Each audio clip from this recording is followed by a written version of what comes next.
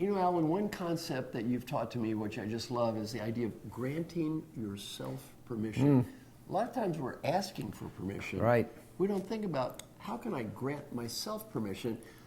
Can you share with everyone what you mean by that? Well, I can do that. You know, in the book we have a permission meter.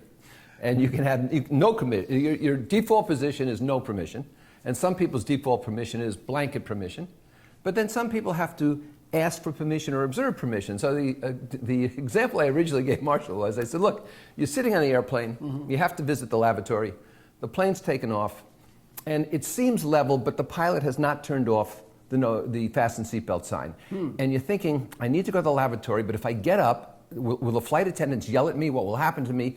And you're really, but suddenly, someone from behind you gets up and goes to the lavatory. Right. And now you've been given permission. It's okay. Right? That person has done. In fact, Marshall says to me, my God, that's me. So somebody's done it, now you have permission. So the whole thing is this. We have to be in a position where we normally give ourselves permission within the constraints of society. In other words, you don't give yourself permission to break into the line, no. Right? You don't give yourself permission to rob the bank, but you give yourself permission to do things that are reasonable. I was in Houston. It's 110 degrees. Small animals are exploding on the sidewalk, right? And I parked the car. I have to get across the street to my client, and there's a group of people, and there's a don't walk sign. Yes. And I look in both directions, and it's flat there. Yeah. There's no traffic for 2 miles. Right. I'm a New Yorker. Right. I walk across the street. Now, they're all murmuring about me, but I'm watching them melt onto the pavement, Right. We have to give ourselves permission to do what's intelligent.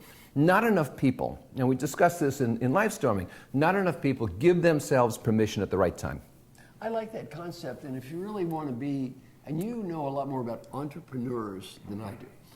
Entrepreneurs, let's talk about them for a second. You really have to give yourself permission because a corporate person is a different setting. Right. Corporate person, you're in a structure, and you kind of have to ask for permission, at least a lot more. The entrepreneur, they have to be a person who gives himself permission. Can you talk about that a little bit? Well, here's the irony. It's a great point you raise. In the corporate world, nobody is deciding, should I do this or should I put the money toward my family's orthodontia or college education or retirement? Corporation takes care of these things. But as an entrepreneur, do I put the money in the business or over here? Your family's giving you pressure. You have a conscience about this. And so the ability to give yourself permission to do what's intelligent and right for growth is essential. And I find that the most successful entrepreneurs are on the side of the scale that says, I'm going to err on the side of giving myself too much permission. Right. And those who err on the side of not enough permission, they're always a day short, a dollar short, they're just not there in time. I love it.